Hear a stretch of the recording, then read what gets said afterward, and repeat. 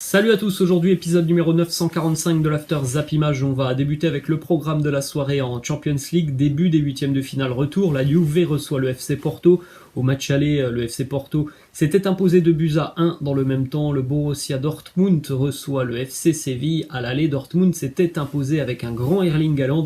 Le Borussia s'était imposé 3-2 du côté de l'Andalousie. On enchaîne avec deux déclarations de l'entraîneur turinois Andrea Pirlo. Premièrement, il évoque ce match de ce soir face au FC Porto et il nous dit: nous devrons faire un match très technique, on affrontera une équipe très compacte avec deux lignes défensives serrées et avec certainement très peu d'espace. Il faudra de la technique et de la patience. Il est vrai que l'on peut s'attendre à ce genre de match. La Juve avec le ballon ce soir, évidemment, face à une équipe du FC Porto bien regroupée, des lignes défensives très serrées, très compactes pour laisser peu d'espace aux joueurs turinois. Ça sera un match certainement compliqué pour la Juve ce soir. Ensuite, une déclat de Pirlo sur Alvaro Morata. Il nous dit: Alvaro Morata, il s'améliore toujours, il est ambitieux, il cherche différentes solutions contre différentes équipes, il aime se renseigner sur ses adversaires et c'est un aspect très positif pour un joueur de son calibre. On termine du côté de Turin avec une déclaration de Leonardo Bonucci qui était en conférence de presse hier. Leonardo Bonucci et Andrea Pirlo se sont exprimés sur ce match face au FC Porto et surtout sur l'apport que peut avoir Cristiano Ronaldo dans ce genre de match. Déclat de Leonardo Bonucci qui nous dit: Cristiano, il est toujours très très excité avant ce genre de rencontre. Ce sont des matchs qui sont faits pour lui. On connaît tous CR7 et on connaît tous surtout CR7 lorsque les matchs à élimination directe arrivent en Champions League. C'est encore un Cristiano un petit peu plus fort que d'habitude. Donc ce soir on peut s'attendre évidemment à un Cristiano en très grande forme. En plus de ça, il a été laissé au repos le week-end dernier face à la Lazio. Il n'a joué que 20 minutes. Certainement que ce soir CR7 sera hyper motivé pour aider la Juve à se qualifier pour les quarts de finale de la Champions League. On enchaîne du côté de la Coupe de France. Dernier résultat des 16e de finale de la Coupe de France, c'était hier le derby de la Côte d'Azur entre l'OGC Nice et l'AS Monaco. Qualification pour les Monégasques 2-0 grâce à Kevin Volland et Ruben Aguilar en fin de match. On jette un coup d'œil au programme des huitièmes de finale de la Coupe de France. On aura notamment un gros duel entre le Paris Saint-Germain et Lille qui sont déjà à la lutte en Ligue 1. Eh bien, ils se retrouveront en Coupe de France. Un autre duel entre deux équipes de Ligue 1, Monaco qui recevra le FC Metz. Et puis après, tous les autres matchs, ce sont des matchs entre des équipes qui ne sont pas dans la même division. On peut noter aussi cette belle affiche quand même entre deux équipes mythiques du football français, le Red Star qui recevra au Stade Bauer l'Olympique Lyonnais. On enchaîne du côté de Marseille après l'élimination face au Canet. Déclaration de la star du Canet qui a été buteur et passeur décisif, Jérémy Posteraro, qui nous donne son impression sur ce match face à l'OM. Il nous dit: j'avais l'impression qu'on était sans marquage, qu'on était libre sur le terrain. Franchement, je n'ai pas senti de pressing ou d'intention de nous harceler. Il a bien senti les choses. On a tous vu la même chose. Un match catastrophique de la part de l'Olympique de Marseille sur tous les plans. Ensuite, une déclaration de Daniel Riolo qui nous dit: il faut ajouter le fait que le Canet ne joue plus au foot avec l'arrêt de la saison de football amateur. C'est le pompon de la honte de l'histoire de la Coupe de France. Tu ne peux pas faire pire. C'est dingue. Je ne comprends pas comment ce résultat a pu arriver. On rappelle que le football amateur est à l'arrêt. Donc le Canet, depuis 5 mois, il ne joue plus au foot. Ils n'ont joué que 4 matchs. C'était les 4 matchs de Coupe de France qu'ils ont joué sur le mois de février. C'est complètement hallucinant de se dire que cette équipe a quand même éliminé l'Olympique de Marseille. Ensuite, une déclat de René Malville qui nous dit: aujourd'hui, j'ai une honte en moi. Je n'ai pas honte d'être supporter de l'OM, mais j'ai honte de cette équipe de bras cassés que je supporte. Perdre 2-1 contre le Canet, je pensais que j'avais déjà tout vu lors de la défaite face à Andrézieux, et bien finalement non. Et oui, l'OM qui continue de s'enliser et de tomber bien bas. Jorge Sampaoli est arrivé hier pour son premier entraînement. On souhaite évidemment à Sampaoli du courage déjà et puis de trouver les solutions pour redynamiser un peu cette équipe marseillaise qui est au fond du trou. Ensuite, une info qui nous vient du quotidien L'équipe qui annonce que Steve Mandanda se pose des questions sur son avenir. Steve Mandanda qui envisagerait même de prendre sa retraite après l'Euro 2021. Il est pour le moment dans le flou total. C'est vrai que bon, déjà du côté de Marseille, on est dans le flou sur l'avenir du club marseillais, quel sera le projet de l'OM sur les prochains mois. Donc pour un joueur cadre comme Steve Mandanda qui est proche de la fin de sa carrière, il se pose des questions sur son avenir. Ensuite, direction l'Olympique Lyonnais avec une idée assez novatrice du président Jean-Michel Aulas. Plutôt que d'imposer une baisse de salaire généralisée à ses effectifs, Jean-Michel Aulas a convaincu son staff, ses joueurs et les joueuses de l'Olympique Lyonnais d'investir une part de leur salaire allant de 5 à 25% pour certains dans les actions boursières du groupe de l'Olympique Lyonnais, puisque l'Olympique Lyonnais est coté en bourse. Ça, c'est quand même encore une fois une idée assez exceptionnelle de la part de Jean-Michel Aulas. Direction Paris maintenant, info l'équipe, le PSG veut prolonger Mbappé de 4 ou 5 ans. Le club parisien a élaboré une proposition salariale qu'il estime très intéressante pour le joueur. En revanche, à l'heure actuelle, le plus probable est que Kylian Mbappé ne prendra aucune décision avant cet été. Toujours du côté de Paris, les stats comparatives entre le PSG de Tourelle en début d'année, le PSG de Pochettino depuis 2 mois, ça court un peu plus avec Mauricio Pochettino. Il y a aussi beaucoup plus de courses à haute intensité, c'est-à-dire des sprints. En revanche, du côté des phases de récupération de balles, des pressings gagnants, c'est plutôt avantage Thomas Tuchel. Direction l'Espagne maintenant, déclaration de Zidane sur la course au titre en Liga. Il nous dit on va continuer à lutter jusqu'au bout, c'est notre objectif, continuer. On peut toujours changer les choses, on est en train de faire les choses comme il faut.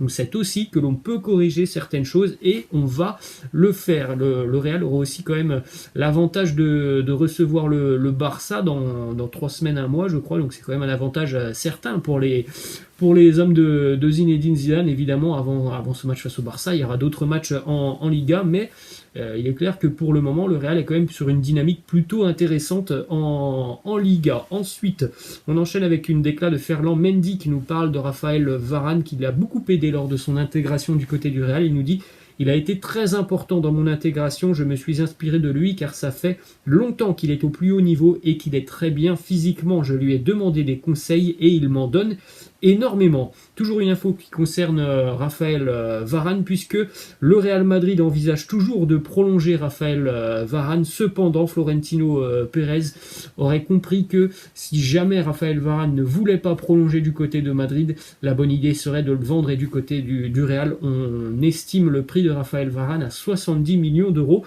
On sait déjà que certains clubs anglais se sont montrés intéressés. Ensuite, une info qui concerne un joueur qui est prêté par le Real, à savoir Jesus Régnier. Il est prêté du côté du Borussia Dortmund jusqu'en 2022. Ce prêt n'est pas bénéfique à l'heure actuelle pour Jesus Régnier, qui n'a que très peu de temps de jeu avec le Borussia Dortmund. Donc Jesus Régnier aurait d'ores et déjà pris la décision de rompre son prêt à la fin de cette saison. Il souhaite trouver un nouveau club, un nouveau projet où il pourra avoir du temps de jeu. Le Real ne serait pas contre l'idée de mettre fin à ce prêt qui n'a donc pas beaucoup servi à l'heure actuelle à Jesus Régnier. Ensuite, le Real qui n'écarte aucune hypothèse concernant l'avenir de Gareth Bale.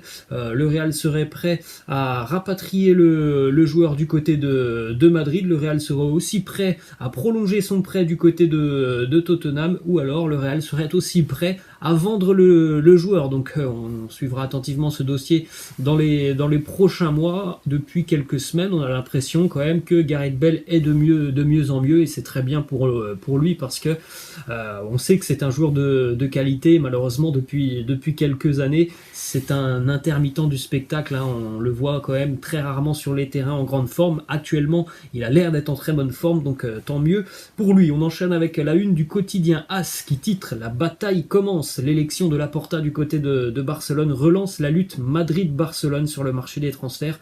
Le nouveau président des Blaugrana a déjà parlé avec l'agent de David Alaba, et il apprécie aussi également Erling Haaland. Donc voilà, il y aura certainement une intense lutte du côté de ce mercato pour notamment David Alaba, hein. Ça c'est officiel, David Alaba il ne sera plus du côté du Bayern l'année prochaine. Donc les grands clubs se sont positionnés. En ce qui concerne Erling Haaland, bon, c'est un peu plus compliqué. Pour le moment, on peut pas dire qu'Erling Haaland ne sera pas à Dortmund l'année prochaine. prochaine, même si ça reste une option.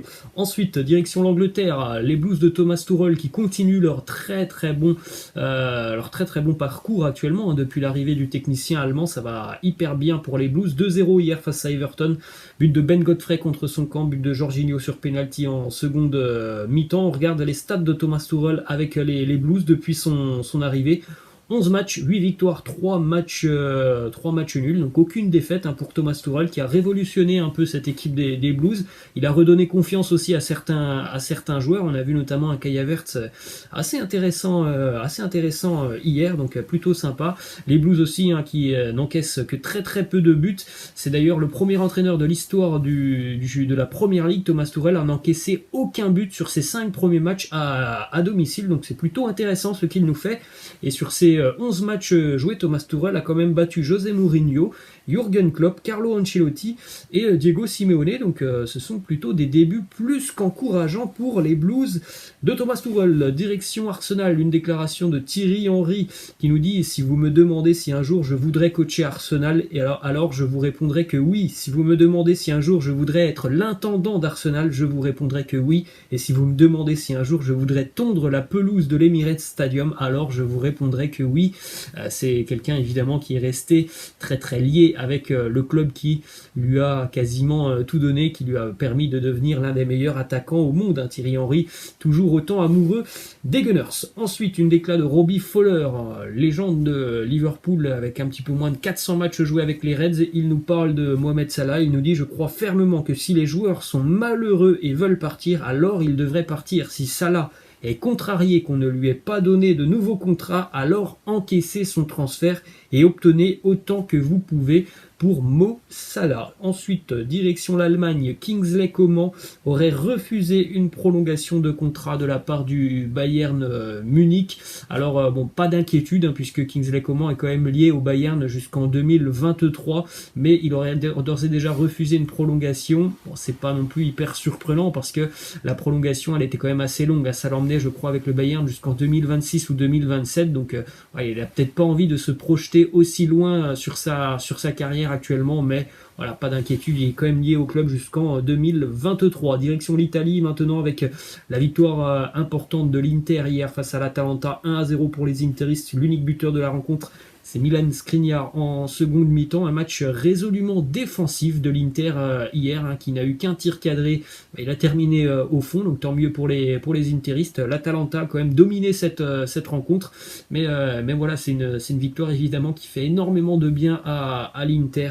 Face à cette équipe de l'Atalanta, l'Inter continue de se rapprocher de son objectif du Scudetto. On enchaîne avec ce classement assez sympa, c'est le classement des joueurs qui ont le moins besoin de temps pour délivrer une passe décisive.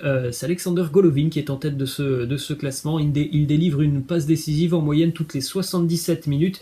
Il est vraiment en avance, hein, dans ce classement, puisque le deuxième c'est Joshua Kimmich, 139 minutes. Kingsley Coman, 141 minutes. Il y a beaucoup de joueurs du Bayern, hein, d'ailleurs dans ce classement. Ensuite, une petite info qui concerne l'ancien joueur du Napoli, Marek Hamsik, qui est de retour en Europe dans un championnat un petit peu exotique, hein. Il est arrivé hier du côté de la Suède. Il s'est engagé avec l'IFK Göteborg jusqu'en fin d'année. Un contrat donc de 5-6 mois, hein, pour Marek Hamsik qui découvre un nouveau championnat. Il a été très très bien accueilli, hein. Hier d'ailleurs du côté de l'aéroport, il y avait énormément de supporters pour accueillir Marek Hamsik. Avant de terminer, on a cette petite image assez insolite, une veste qui a été produite en gants de gardien de but. C'est le fruit d'une collaboration avec Puma notamment. Bon, c'est assez particulier, hein, comme design.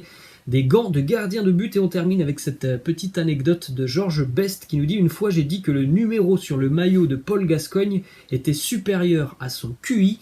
Il est venu me voir et m'a demandé c'est quoi le QI. Voilà les amis, la fin de cette After Zap Image. J'espère que ça vous a plu. N'hésitez pas à lâcher un pouce bleu. Je vous laisse et je vous dis à la prochaine. Ciao.